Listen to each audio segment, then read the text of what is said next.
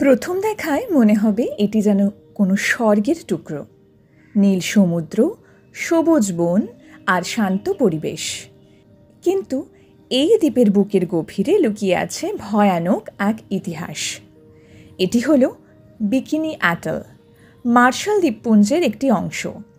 1946 থেকে 1958 সালের মধ্যে মার্কিন যুক্তরাষ্ট্র এখানে মোট 23টি পারমাণবিক বোমা পরীক্ষা চালায়। এই পরীক্ষাগুলির ভয়াবহতা এতটাই ছিল যে পুরো দ্বীপটি ভয়ঙ্করভাবে রেডিও অ্যাক্টিভ হয়ে পড়ে। সেই বিস্ফোরণের ফলে এখানকার মাটি, জল, এমনকি ফলমূলও বিষাক্ত হয়ে গেছে।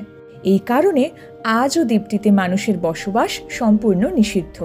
শুধুমাত্র বৈজ্ঞানিক গবেষণা বা পর্যবেক্ষণের জন্য নির্দিষ্ট সময়ের জন্য প্রবেশের অনুমতি মেলে। ছবিতে আপনি যে বড় গোলাকৃতি কাঠামোটি দেখতে পাচ্ছেন সেটি হল রুনিট ডোম। স্থানীয়ভাবে একে দ্য টুম বলা হয়। এই ডোমের নিচে বহু টন পারমাণবিক বর্জ্য আটকে রাখা হয়েছে।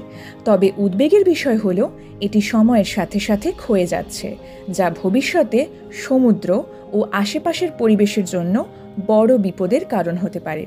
বিকিনি অ্যাটল যেন এক নিষিদ্ধ সৌন্দর্য, যা আমাদের স্মরণ করিয়ে দেয় বিজ্ঞানের শক্তি যেমন গঠন করতে পারে তেমনি ধ্বংসও ডেকে আনতে পারে।